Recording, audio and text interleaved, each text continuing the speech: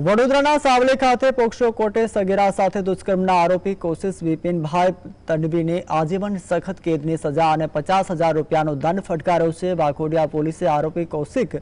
તડવીની ધરપકડ કરીને તેને કોર્ટમાં રજૂ કર્યો હતો તો આરોપીએ સગીરાને લલચાવીને ભગાડી જઈ રાધનપુર અને ભુજ ખાતે લઈ ગયો હતો, જ્યાં તેમણે 2 મહિના સુધી તેમને ગેરકાયદેસર ગોંધી રાખી હતી અને આરોપી પરિણીત હોવાના છતાં અને પોતાની પત્ની તથા બાળકો સાથે રહેતો હોવા છતાં તેમણે સગીરાને પોતાની સાથે રાખી દુષ્કર્મ આચર્યું હતું।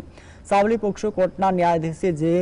ઠક્કરે આરોપીએ કસૂરવાર ઠેરવીને આજીવન સખત કેદની સજા એટલે કે તેના કુદરતી જીવનના અંત સુધીની જેલની સજા અને 50,000 રૂપિયાનો દંડ ફટકાર્યો છે। આ ઉપરાંત કોર્ટે જિલ્લા લીગલ ઓથોરિટીને પણ પીડિતાના પરિવારને વિકિટ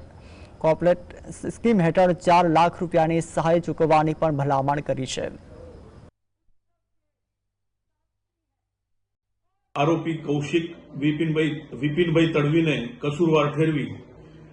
इपीको कलम 376 तथा पोक्सो एक्टना गंभीर गुना में आरोपी ने कसूरवार ठहरवी आरोपी कौशिक विपिनभाई तड़वी रहवासी श्रीगाम तालुको संखेड़ा जिल्लो छोटाउदेपुर मूळ रहवासी जरवण ने आजीवन सखत केद एटले के कुदरती रीते नित्यक्रम में जीवे त्यां सुधीनी सखत केदनी सजा तथा ₹50,000 नो दंड फटकारेल छे।